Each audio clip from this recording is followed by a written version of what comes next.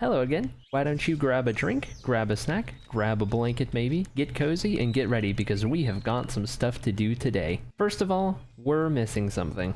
Bonk, bonk, bonk, bonk. Bonk, bonk, bonk, bonk.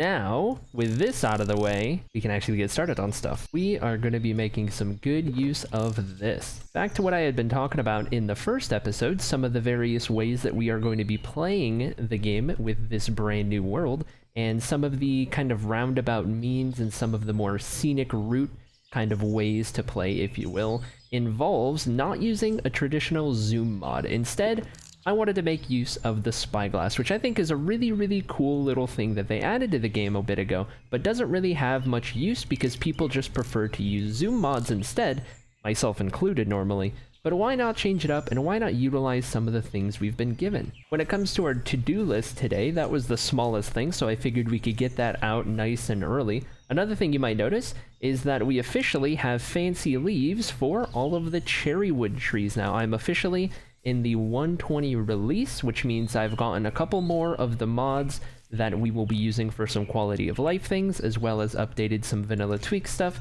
And I've even taken away some vanilla tweaks things that I had been experimenting with. You may have noticed in the previous episodes, I was using 3D trapdoors, I was using 3D regular doors as well, certain things here and there that I have taken off since then, just to kind of go back to a more simplistic feel. However, things like fancy leaves and other such things that you'll see with due time, of course, have remained. We've got 3-dimensional rails, 3D ladders, that kind of thing as well, and I think we've struck a pretty good balance so far, but of course, we may add or remove things eventually. So the first thing on our to-do list is to give this cottage an interior. Once we get a nice cozy interior going and we have somewhere to store all of our stuff, we can really start to crank up how much material we're gathering, how much resources we have stockpiled, and how many more builds that we can do. So before we can properly get started on the interior for this cottage, I need to do some material gathering. First thing I want to do is go ahead and set up a little bit of a spot here to hold all of our materials that we're going to be using for the interior, and maybe a little bit of what we're going to be using for the next build. First things first, some crafting tables, barrels, chests, furnace, smoker, glowberries, lantern, beehives, paintings, flowers, gray beds, gray carpet, cauldron, item frame, spruce wood, pink wool and carpet, flower pot, detector rail, campfire, chiseled bookshelf. Oh, not again. Well, alright, let's see if I can get my stuff here without dying again. I think we got everything. I think we're good. I needed to get some iron. I think we got some iron. Candles, clock, and with that, the only thing we're missing is normal bookshelves. But I have some sugarcane growing off in the distance, so in the meantime, I think we can get started on laying out the interior, and then we can let that grow, and slowly but surely I will be able to make a couple of bookshelves here or there, just enough to mix in with the chiseled bookshelves right here for a nice little interior vibe. First thing we need to do on the interior is lay out the floor, and what we're going to do for the floor is a simple stripped spruce log parquet pattern, just like so, all throughout the building.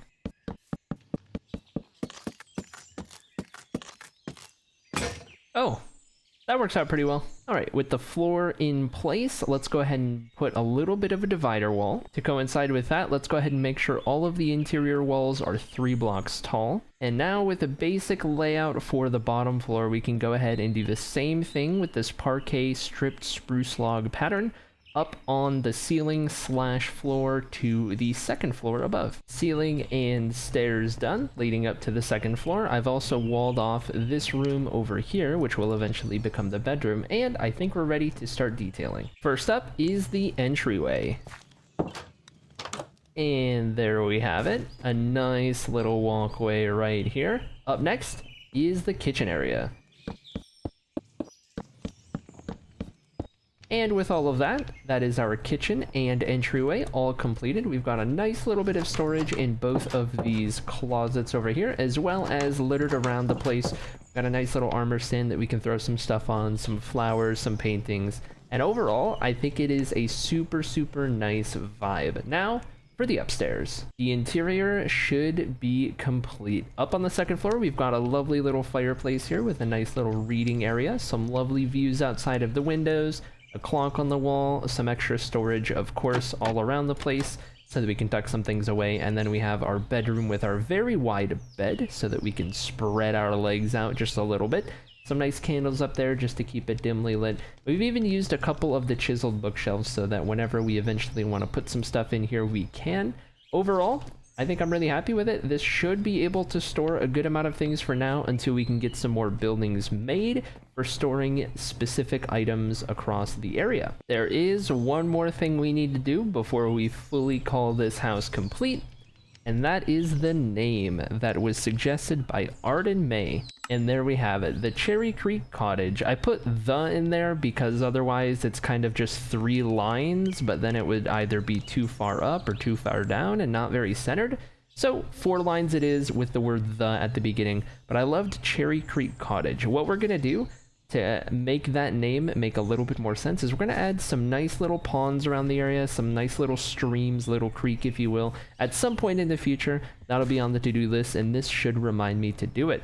Another thing we can do is make sure that we can't edit it anymore. So now it's there for good unless a creeper shows up and blows it up. Hopefully that won't happen, but that should do it for Cherry Creek Cottage. Now, I did mention a little bit earlier that there are some more builds we need to do to start storing individual item types. The very next thing on my list of things to build is a large farming area, and I think this wide open plains down here, right at kind of the foot of these cherry grove hills that kind of wrap around over here, our cottage being right up over the way. Right at the foot of this area would be a perfect spot for some large fields, get a bunch of wheat, a bunch of potatoes, carrots, everything, and maybe a little farmhouse or two. I think this large open area would be absolutely perfect for it, because what we can do in the long run is we can eventually have a pathway that sort of snakes through this little valley. We'll obviously have to do a little bit of terraforming around here with the caves and everything, but it can shoot all the way through and eventually make its way onto the other side where we have this lovely river valley that slices through this entire area, going deep into the forest that way and deep into the unknown that way. I think long term, I definitely want to make some good use of all of this area over here around this river valley, up into the cherry groves on the other side, and even down into the forest a little bit. I absolutely love this whole area around the spawn of our world, and I think we could do a lot of really cool things with it. Before we jump into the next building that I want to take care of on this episode, I need to spend some time getting everything organized and moved on into the brand new house. So I'll go ahead and get everything organized, and then we can jump into the next build. All right, we are officially organized and good to go. I found a little bit of a spot for everything that we would possibly need to store, at least in the early game, and I think we're ready to start prepping for the very next build. Another thing you might also notice is that we've got a couple more mods installed. As I walk around here, you can hear some new sounds. I've officially got the ambient sounds mod installed as well, which means I no longer have to add in all of the nature-y sounds in editing, which is going to save me a lot of time. I'm super excited about that, and it means that the sound effects you guys hear are going to be a lot more varied. Now, with that done and out of the way, I think it's time for us to set our sights on the large valley down ahead of us here, and we can set up a little spot where I'll start to gather some resources and whatnot for the builds that I want to do down here, as well as all of the farmland. Alright, this spot should be as good as any for us to set up our little farmhouse area. So I'm going to go ahead and put all of our barrels for storage right over here. Probably won't need any more than 5 or maybe 6 just to be safe. And this area should be out of the way enough for us to get set up and be able to build everything right around where those flowers are. So with that figured out, it's time to get gathering.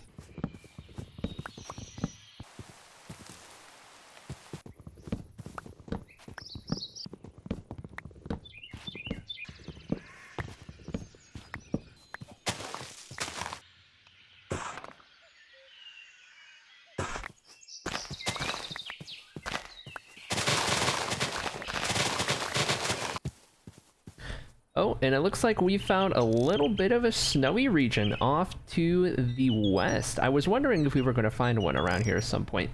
I just ventured out a little bit looking for some cows and leather. As a matter of fact, our home cherry grove is right over that hill in the distance. So this is pretty good. I need some snow for what we're gonna get up to anyway. So I guess we'll go gather some. So we came from over there in the east, and we have our village off yonder, and it looks like there's a little bit of a frozen ocean over here as well. So when we eventually need ice for some various things, we know where we can get a bunch of it. I really like this snowy area so far. I love these frozen rivers, how they look, the aesthetic of it. Looks like there's a huge taiga forest in the snow as well. This place will be absolutely amazing for some future builds, not too far away from where we're already settled.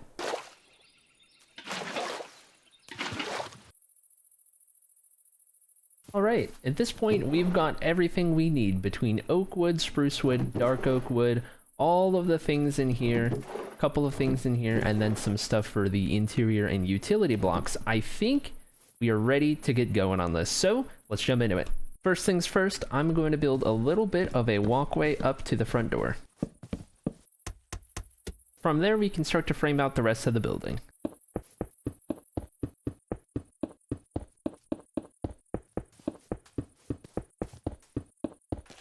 For the building as a whole, we went ahead with a 7 by 11 block outline. For now, I'm going to go ahead and fill in the floor blocks, and then we can start building the rest of it up. The floor for the interior of this farmhouse is going to be stripped dark oak wood in a parquet pattern.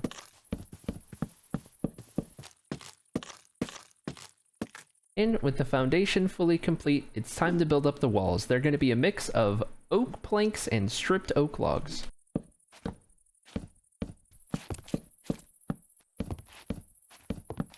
We decided to take a little bit of a different direction than what we did with the cottage up on the hill. We went with 2 tall windows and a 4 block high base for the bottom floor here. The reason we took such a different approach as opposed to the Creek Cottage up on the hill is that we want each of the builds that we do around this area to all have their own unique identities, even though they're all tied together and will all be eventually connected, of course, as well. The goal with doing it this way is so that I can better learn how to build things that are a little more distinct and a little more individualized within the same area. Something that I've always struggled with as a builder is to branch out within the same build. A lot of times I'll build huge towns, huge cities, villages, and whatnot, but more often than not, all of the buildings within each of those builds end up rhyming or being similar to each other a little more than I would probably prefer. So one of the things I want to do with this world is learn how to make things coexist within the same area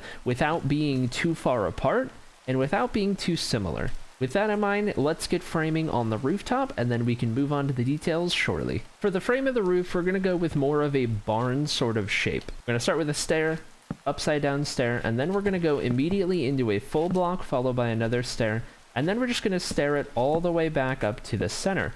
What this accomplishes, by having the largest uptick in the roof more to the sides as opposed to more to the center, instead of having a swoosh that makes its way up to a point, instead you have a swoosh that kind of aids this round shape up at the top and gives you this really barn-esque sort of feel.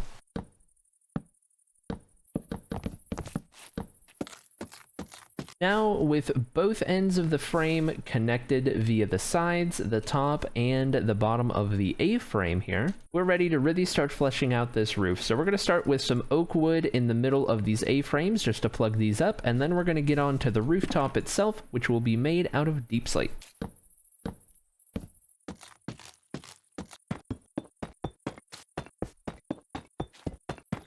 One of the things I went ahead and did with the rooftop was add a little bit of some moss and mossy cobblestone just to spice in a little bit of interest and get a little bit of overgrowth happening on either side of the roof. I haven't detailed these up yet with some strands of grass and maybe even some vines and whatnot, but I think it's a nice little touch that just breaks up the deep slate just enough. At this point, I think we're good to fill in some of the windows, the doors, and then we can really start to crank out some of the exterior detailing around the building. We're going to be using dark oak wood, just as we did with the floor on the interior, but for the doors and for the windows using fences. Next up, we're going to go ahead and add a couple of details around the transition from the base of the building into the roof. We're going to start with some trapdoors and slabs across the way, just like so. Make sure we do the same thing on both sides. And then we're going to place a fence in each of the 4 corners right under where the roof frame begins. And we're going to alternate between fences and fence gates so that we end up with something that looks a little bit like this. We're not going to carry it all the way down the sides, just around the shorter ends and around the corner by 1 extra block. What this does is this helps the transition of the oak base of the building into that stripped spruce log that cuts across and connects the A-frame from end to end. Between the trapdoors and slab detail at the top and the fences at the bottom, you get this nice look that doesn't feel too out of place or jarring. Let's go ahead and add some details to the windows.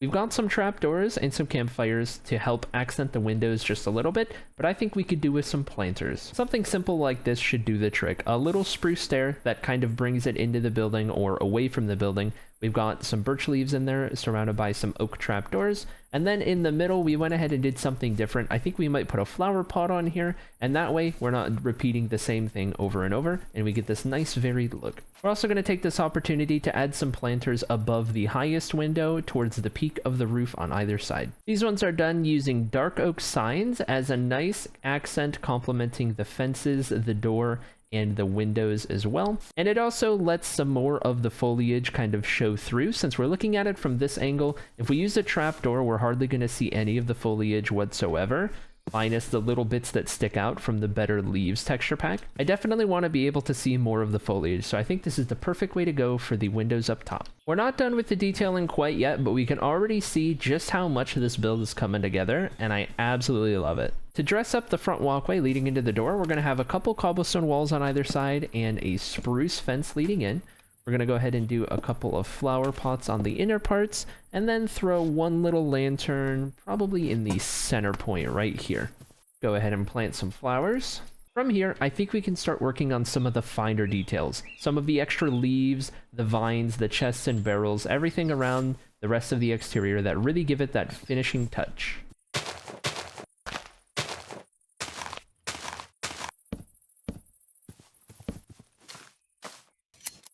Just like that, we have got the exterior finished. So let's go ahead and get the interior done, and then we can start detailing up the area around the house. First thing, let's go ahead and get a ceiling and a staircase up to the second floor.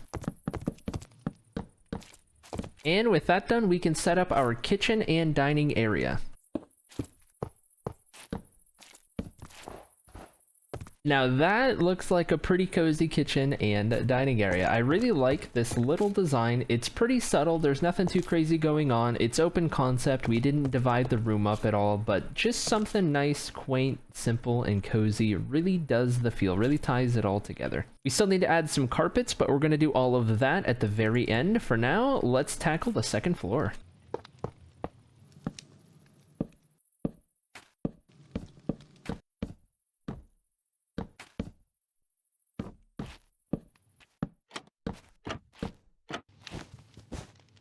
Alright, we've got the second floor done. We went ahead and added a bedroom along with a little bit of a reading nook by the fireplace right here. Something that would give us the maximum cozy vibe, and I think we definitely accomplished that. We went ahead and used some pink carpets for the top floor and the bottom floor. Pink carpets on the interior here, as opposed to gray in the other house, just to kind of wrap everything together, tie it all up nice and neat so that it rhymes just a little bit. But with the farmhouse done inside and out, it's finally time for us to start working on the surrounding area. We're going to do a little bit of a pathway that circles the entire building, along with a little storage shed out to the side.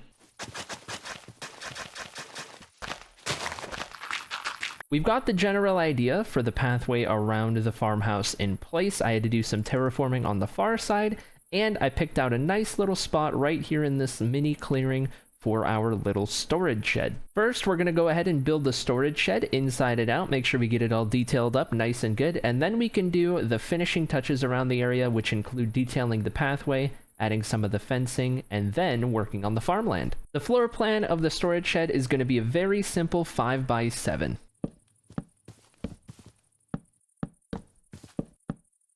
The building itself is going to be made out of a mix of stripped spruce logs, spruce planks, and barrels. With the base of the storage shed in place, it looks a little something like this. The reason we use barrels is not just because it blends in very nicely with spruce planks and stripped spruce wood, but so that we can build something that is this small on the outside and this big on the inside to fit as much storage in the bottom floor as we can, as this is, as a matter of fact, our storage shed for the farmhouse, which means all of the crops and everything that we gather from farming has to go somewhere, and that somewhere is right here. For the rooftop on the storage shed, we're going to go with the same shape as we did on the main farmhouse with this barn-esque sort of flare. But whereas on the farmhouse we went with a lighter base and a darker rooftop frame, we're basically just inverting that right here with the darker base and lighter rooftop frame. With the roof frame in place and good to go, we are ready to move into filling in the rooftop. We're going to use the same stuff as we did on the other building,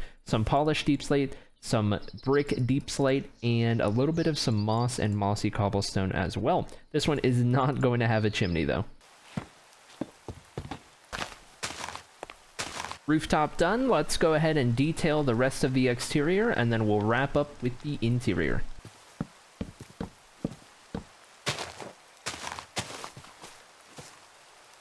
That should do it for the storage shed. I'm really happy with how this has turned out. It's nice, small, quaint, and cozy. It checks all the boxes. Of course, there's still the interior we gotta wrap up, but once we get that done, we can start moving out to the perimeter and farmland. Oh, we've got another wandering trader. Well, let's see what he's got. Yeah, that's about right. That's typical. Scram! Get out of here! And there we have it. That should be our entire storage shed inside and out. Here's the bottom floor. Nothing too crazy. I tried to make some interesting floor details happen here with some trapdoors and whatnot, but at the end of the day, it should do its job, which is to store tons and tons of stuff. We have a little bit of a loft up ahead. You just climb a little bit of a ladder, and we've got some hay bales. We've got some more storage up here as well. Just anything I could cram in here to make it feel more storage shed-like, and also to maximize the amount of space we have. Stepping back outside, it is officially time to detail up this little pathway. We're gonna get some coarse dirt, some packed mud, some fences, and some leaves around the area, just like we did up at the Cherry Creek Cottage.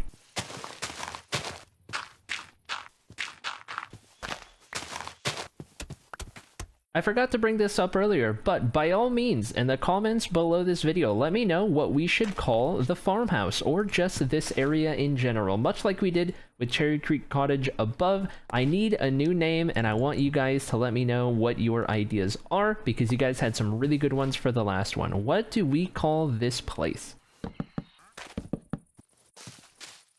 With the pathway and the perimeter complete, we're at a point where I'm extremely happy with this little build that we've done out here in this farmland region. I think it turned out amazingly, and I was originally planning on building all of the farmland in this episode along with this building, but between all the material gathering and the interior for Cherry Creek Cottage, it wound up taking a little longer than anticipated. So I think we leave the farmland for the very next episode. However, I think we made a lot of really good progress today, and I cannot wait until the next one where we can start to get some farmland going and really start to up our production. With all of that in mind, I hope you guys enjoyed the journey in today's episode, and I look forward to seeing you guys in the next one. Special thank you to everyone who's on the Patreon supporting the channel and making this possible.